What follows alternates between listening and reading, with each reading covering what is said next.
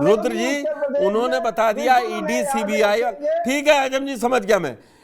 ED CBI वालों के भी चेहरे याद रखो, जो पुलिस वाले चौराहे परेशान कर रहे हैं उनके भी चेहरे याद रखो। देखिए बिल्कुल याद पुष्कर जी, इस रखेंगे। बात में याद कहीं पे नहीं भी रखेंगे संशय तो नहीं पता है, चला क्योंकि हम आए, आपने देखा हमने होगा भी कि सुन ले, 5 क्राइम साल पोस्टिंग दे दी, एक मिनट एक मिनट हमने एक मिनट आजम जी, आपकी बात आ गई। आपको मैं सबको पूरा मौका देता हूं।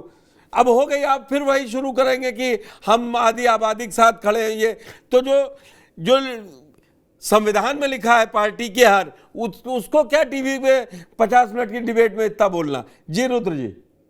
जी देखिए पुष्कर जी, 5 साल के सरकार के बाद जो समाजवादी पार्टी की हार है, मुझे लगता है कि इससे बड़ी हार उत्तर प्रदेश में किसी सरकार की नहीं रही होगी, क्योंकि बहुत बड़ी हार हुई थी 2017 में। तो जी लोगों ने उस कानून व्यवस्था को देखा। ऐसा नहीं है कि बहुत सारी चीजें, अब तो अखिलेश यादव विपक्ष के नेता के तौर पर बोल रहे हैं, सत्ता में रहते हुए भी उन्होंने बहुत सारी ऐसी चीजें करी हैं जिससे जनता उनके साथ नहीं हुई उस समय। मैं बार बार इस बात को कह रहा हूं कि बीजेपी को इस समय उत्तर प्रदेश में तो विपक्ष की जरूरत ही नहीं है, वो अपने विपक्ष में खुद खड़ी हुई। क्योंकि अगर आप अभी जैसे आधी आबादी की बात हो रही है, बीजेपी चुनाव से जस्ट पहले महिला आरक्षण बिल लाती है, लेकिन उसका फायदा वो कहाँ दिखा पाती है? कुछ नहीं दिखा पाती है। कारण क्या है कि आज जो बीजेपी के खिलाफ जो माहौल बन रहा है, या जो विपक्षी करना चाहते हैं, वो विपक्ष बीजेपी खुद करके साबित कर दे रही है। अगर आप महिला आरक्षण बिल को लाए थे तो आपके पास 3-4 राज्यों में सरकार बनी, आप एक महिला मुख्यमंत्री बना देते। आज के डेट में आप देश की राजनीति में देखिए कि बीजेपी के पास महिला नेता के नाम पर कौन है? आधी आबादी की आप बात करते हैं, आरक्षण की बात अरे करते हैं, लेकिन वित्त वो मंत्री दे रखा है देश का, ये जरूरी थोड़ी ना है कि नहीं, आप नहीं, मुख्यमंत्री नहीं, देखिए देंगे तभी बनेगा। वित्त मंत्री जो दे रखा है, आपने उनका भी बयान चुनाव से पहले ही सुन रखा है। उनके बयान कितने अच्छे प्रभावशाली हैं, और हम उनको महिलाओं के वो कितने 2009 से जानते हैं, जब वो प्रवक्ता बन के आई थी यहाँ दिल्ली में मैं वही और कह रहा हूँ ना कि हैदराबाद से वो बैठती थी। उनका महिला राजनीति पर क्या प्रभाव है, ये भी अच्छे से आप जानते होंगे, वो अलग बात है। लेकिन मेरा सवाल है कि कोई भी चीज जो आप करना चाहते हैं वो आपके एक्शन में दिखना चाहिए। अगर बात युवाओं की हो रही है, आज देखिए बीजेपी ने कितने युवाओं को टिकट दिए। समाजवादी पार्टी के अगर आप आज उत्तर प्रदेश में उठा कर देखेंगे तो उसके सांसद ज्यादा युवा निकल जाएंगे बीजेपी के मुकाबले, क्योंकि बीजेपी अपनी रणनीति में बदलाव नहीं कर पा रही। आज आपकी केंद्र में सरकार है, अगर केशव प्रसाद मौर्य से आपके मुख्यमंत्री से नहीं बनती, आप उनको केंद्र में ला दीजिए, कोई बड़ा मंत्रालय दे दीजिए, वो भी संतुष्ट हो जाएंगे, मुख्यमंत्री भी हो जाएंगे। लेकिन ये समन्वय कभी बनाया नहीं जा सका। आप पिछले 7 साल में देखेंगे उत्तर प्रदेश का प्रभाव केंद्र में उतना महत्वपूर्ण दिखता नहीं है। राजनाथ सिंह जी को आप उत्तर प्रदेश के हम नेता के तौर पर नहीं मान सकते हैं। वो कारण राष्ट्रीय क्या है नेता। कि उनकी राजनीति में कोई ऐसी प्रासंगिकता उत्तर प्रदेश में नहीं दिखाई दे सकती जिसके तौर पे हम कह सकते हैं कि उत्तर प्रदेश से एक बड़ा मंत्रालय दिया गया है केंद्र में। तो ये समन्वय अगर आप नहीं बना पा रहे, बात बात में अगर आरक्षण विरोधी आपको विपक्ष साबित करना चाह रहा है, आप छोटी छोटी घटनाओं में वहां पर फंस जा रहे हैं। अगर आप ऐसे ज्वाइनिंग की बात कर रहे हैं तो इस चीज को आप क्यों नहीं ध्यान दे रहे हैं? 60-65 पद कौन सी बहुत बड़ी बात होती है, लेकिन इसका नैरेटिव पूरे देश में हावी हो जाएगा, और ये बार बार करने में विपक्ष सफल हो रहा है। तो अगर आप किसी चीज को करने की कोशिश कर रहे हैं तो उसके पहले आपको इस बात को समझना पड़ेगा। उत्तर प्रदेश में आदित्यनाथ को कोई सवर्ण नेता नहीं कह रहा है, बीजेपी के लोग केवल कह रहे हैं कि एक जाति विशेष का विशेष ध्यान दिया जा रहा है। विपक्ष आज तक नहीं कह पाया कि वो एक जात विशेष की बात है। बीजेपी इस नैरेटिव को अपने अंदर से चला रही है और केंद्र उसको संरक्षण दे रहा है। तो अगर आप सबसे लोकप्रिय नेता और सबसे महत्वपूर्ण नेता के खिलाफ अपने ही पास से इस तरह का अगर षड्यंत्र आप फैला रहे हैं तो आने वाले समय में आपको वही नुकसान होने वाला है। क्योंकि उत्तर प्रदेश राजस्थान, मध्य प्रदेश और छत्तीसगढ़ नहीं है। उत्तर प्रदेश की राजनीति बहुत सेंसिटिव तरीके से चलती है, यहाँ के लोग राजनीति को लेकर बहुत सेंसिटिव हैं। तो ये अगर फॉर्मूला आप अपनाएंगे, क्योंकि आप कभी भी देख लीजिएगा 2007 से जब उनके मुख्यमंत्री बनने से लेकर के जितने आदित्यनाथ से विरोधी लोग हैं उनको ज्यादा तवज्जो देती है केंद्र सरकार। कहीं पे भी आज इस बार भी मंत्रालय में आप देखेंगे 2-3 लोग उनके जो विरोधी हैं उनको केंद्र में मंत्री बनाया गया है। तो ये मैसेज जो जाता है वो कार्यकर्ताओं को बहुत ज्यादा विचलित करता है, उससे उनका मनोबल बढ़ता है। क्योंकि अगर ये चीजें लगातार चलती रहेगी, क्योंकि बीजेपी आप देखेंगे कि 2017 के चुनाव से नीचे खिसक रही है। ऐसा नहीं समाजवादी पार्टी बहुत अच्छा कर रही है या और विपक्षी दल बहुत अच्छा कर रहा है, बीजेपी अपने अंतरकलह से नीचे खिसक रही है। विपक्ष अपनी जगह पहले भी वही था, ये अखिलेश यादव की राजनीति पहले भी वैसे ही थी, उनके बयानबाजी पहले भी वैसे थे, आज भी वैसे ही। उनके ऊपर जो टैग पहले लगे थे वो भी आज ही हैं, लेकिन उसमें कोई बदलाव नहीं है। सिर्फ और सिर्फ बदलाव है कि बीजेपी अपनी कमियों को उत्तर प्रदेश में दूर नहीं कर पा रही है और उसको बार बार आगे बढ़ाने का काम कर रही है, वो उसके लिए सबसे बड़ा घातक। तो सुनील जी, क्या जो रुद्र जी कह रहे हैं कि ये केंद्र ही है जो चाह रहा है कि यहाँ ये उठापटक चलती रहे, वो चाहती तो केशव को ऊपर बुला लेती, भाई तीसरा टर्म है और केशव प्रसाद सीनियर नेता है, राज्यसभा भेज के बना लेती। नहीं, वो तो आपका कहना सही है, लेकिन उनको अगर आप केशव को केंद्र की राजनीति में कर लेते तो उत्तर प्रदेश में पिछड़ों की राजनीति करने का जो एक आरोप था और गंभीर हो जाता था। अरे भाई, तो केंद्र में मंत्री बना रहे, कह तो रहे वो बड़ा मंत्रालय देते। नहीं, आप कहना, लेकिन वही जब आप राज्य में रहते हैं तो उसी का ये भी कर सकते थे। अगर इस विवाद को खत्म करना चाहते हैं तो सबसे आसान तरीका था। लेकिन क्या भारतीय जनता पार्टी योगी आदित्यनाथ को किसी तरह के फ्री हैंड देने के लिए तैयार है? क्या इस लोकसभा के चुनाव में भारतीय जनता पार्टी ने योगी आदित्यनाथ को फ्री हैंड दिया? क्या अपने मंत्रियों के चयन में, मंत्रियों के विभागों के चयन में योगी आदित्यनाथ को फ्री हैंड दिया? अब 2024 साल के लोकसभा चुनाव के बाद निश्चित रूप से राजनीतिक स्थितियां बदली। दूसरी चीज जो आप बात कर रहे हैं कि अखिलेश यादव के खिलाफ योगी आदित्यनाथ ये कहते रहे हैं कि यह हमेशा अपराधियों से मिलते रहे, ये पंकज यादव से मिलनी चाहिए। आप मुझे बताइए कि ब्रजभूषण शरण सिंह के साथ कौन खड़ा है? अरे वो तो अभी बोल दिए, 16 तारीख को बोल दिए, बोले अब हमें पार्टी की जरूरत ही नहीं है, हमें पार्टी कुछ देगी ही नहीं। तो सवाल ही से बात करना कि अब सेंगर साहब के साथ क्या रहा, कब उनके खिलाफ कार्रवाई हुई? प्रश्न यह है, देखिए ऐसा है ना कि आपके नैरेटिव, आपके कहने से बात नहीं बनती। अब आप जंगल राज का माहौल आपके हाथ से निकल गया, क्योंकि जंगल राज की स्थिति आपने खुद क्रिएट कर दी। आपका कानून और व्यवस्था का नैरेटिव आपने बनाया, किस बिना पे बनाया? आज क्या, अगर आप एनसीआरबी के आंकड़े भी तो कुछ ना है ना, हम और आप तो अपने मन से कर नहीं रहे हैं, तथ्यों पे बात कर लीजिए आप। तो जो सिविल सोसाइटी है उसमें तो एक चर्चा है कि अगर एनसीआरबी की रिपोर्ट में आप महिलाओं के अपराध को लेकर के उत्तर प्रदेश पहले नंबर पर है, तो यह भी कहेगा कि अब उसके लिए अखिलेश यादव जिम्मेदार है। क्या कोई ऐसा दिन बीत रहा है जिस दिन प्रदेश से किसी न किसी जिले में या 2-4 जिलों में महिलाओं के खिलाफ अपराध न हो रहे हैं? तो उसमें सब समाजवादी पार्टी वाले पकड़े जा रहे हैं। आप फिर आप देखिए, अपराधी होता है, अपराधी आरोपी को आप अपराधी नहीं कर सकते ना। आप पंकज यादव को हम लोग बार बार अपराधी करते हैं, पवन यादव जो यादव नाम बता। सवाल इस बात का कि उनके खिलाफ आरोपों की जांच हो। दूसरी चीज, आपने कहा कि उनके खिलाफ 3 मुकदमे दर्ज है, तीनों हत्या के मुकदमे हैं ना, तीनों लूट के मुकदमे हैं, तीनों अपहरण के मुकदमे हैं ना। सवाल है ना कि मुकदमे दर्ज होने के आधार पर ही किसी व्यक्ति को यह कह दिया जाए कि अपराधी है, किसी में सजा उनकी नहीं हुई है। मैं उनका पक्ष नहीं ले रहा, लेकिन एक कानून सम्मत समाज में हम आप रहते हैं ना, मगर परसेप्शन की बात होती है। अगर मैं आपकी बात को हाँ कह रहा हूं ना, परसेप्शन बहुत बड़ी चीज होती है। एग्जैक्टली, लेकिन आप मुलायम सिंह यादव आज हमारे बीच नहीं है और जहां बात उठाई जाए, लेकिन उन्होंने किस रेफरेंस में और क्या समझाते हुए कही थी, वो बिल्कुल अलग हो जाती। बिल्कुल बिल्कुल, मैं आपकी बात से सहमत हूं। आपकी बात से उन्होंने किसी रेपिस्ट का साथ नहीं दिया था, लेकिन परसेप्शन वही गया। मैं आपकी बात से सहमत हूं, मैं इसे इनकार नहीं कर रहा। लेकिन देखिए, जब आप अपोजिशन में होते हैं तो आप परसेप्शन बना लेते हैं, लेकिन जब आप सत्ता में होते हैं तो आपको अपने काम धाम के आधार पर ही आपके बारे में परसेप्शन बनते हैं। आपके आरोप लगाने से परसेप्शन नहीं बन जाए।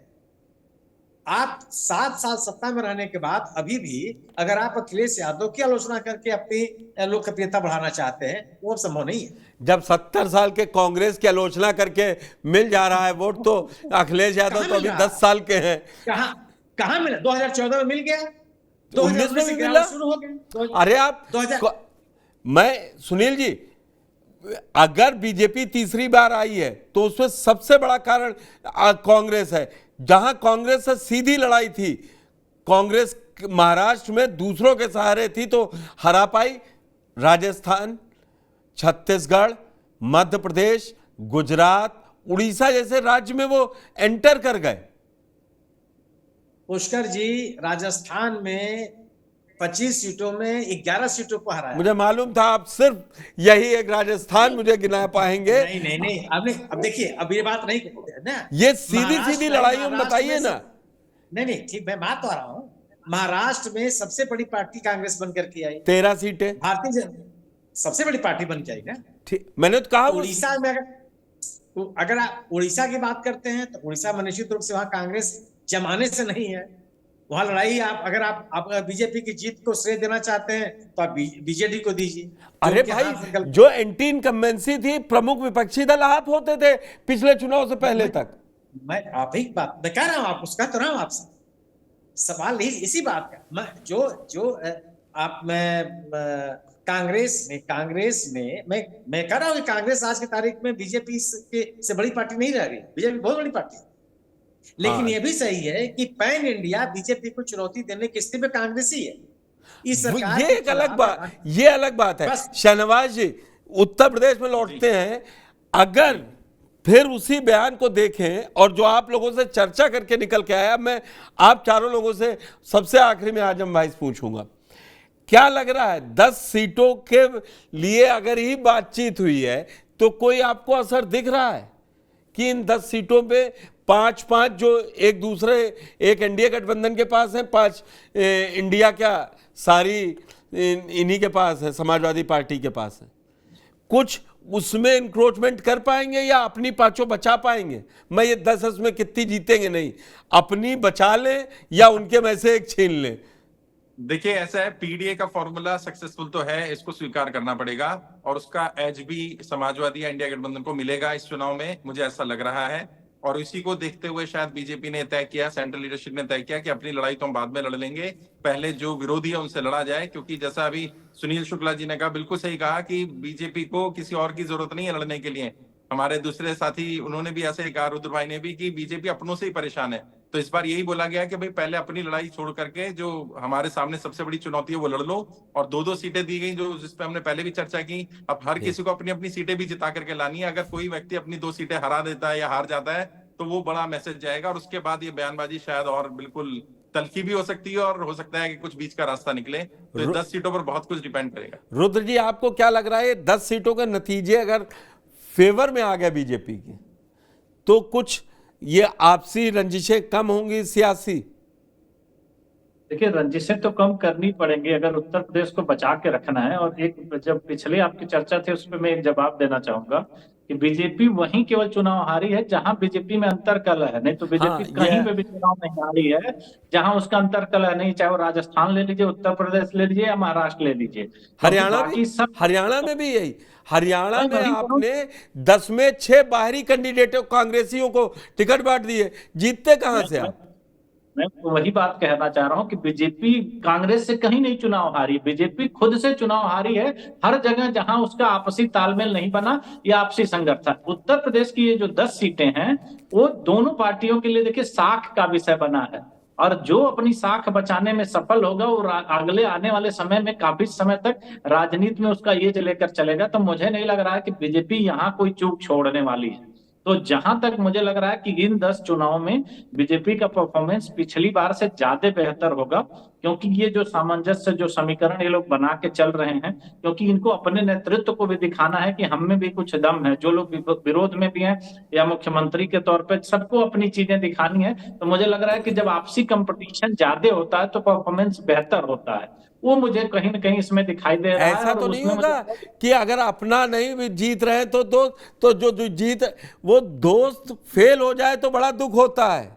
एक पिक्चर थी 3 इडियट, उससे ये बड़ा हिट हुआ कि दोस्त फेल हो जाए तो दुख होता है, दोस्त फर्स्ट आ जाए तो बहुत ज्यादा दुख होता है। जानने की जरूरत नहीं। उत्तर प्रदेश के लोकसभा चुनाव में मुख्यमंत्री बनने के बाद बीजेपी लोकसभा गोरखपुर की हारी थी, वो भी आदित्यनाथ के गढ़ में। तो बहुत सारी चीजें होती हैं नहीं इसमें, तो वो तो कोई दो डिप्टी राय सीएम केशव प्रसाद मौर्य के गढ़ में भी हारी ऐसे। वो अपने हारे, लेकिन गोरखपुर और उनके पसंदीदा कैंडिडेट नहीं थे तो नहीं जीत पाए।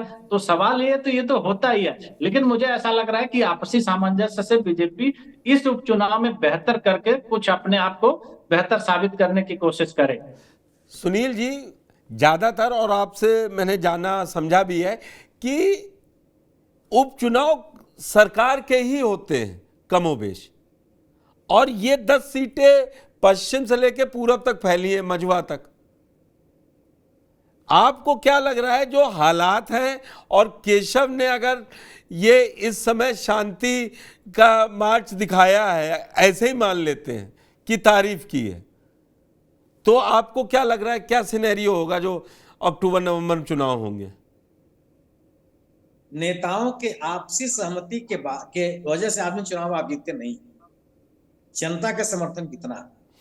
अगर इस साल हुए लोकसभा चुनाव में भारतीय जनता पार्टी के हारने के जो कारण थे, अगर वो कारण दूर हो गए हैं तो निश्चित रूप से उपचुनाव बेहतर प्रदर्शन करेगी बीजेपी। और अगर वो कारण विद्यमान है तो इन 10 सीटों पर पिछला परफॉर्मेंस को बनाए रखना भारतीय जनता पार्टी के लिए चुनौती होगी। इस लोकसभा के चुनाव में निश्चित रूप से उपचुनाव से अलग होती है, लेकिन अगर आप आंकड़ों की बात करेंगे तो इस लोकसभा के चुनाव में भारतीय जनता पार्टी गाजियाबाद को छोड़ करके लगभग सभी अन्य जहां जो इनकी अपनी सीटें, उन सीटों पर इसका जो राजनीतिक मौजूदगी है वो बहुत ही खराब है।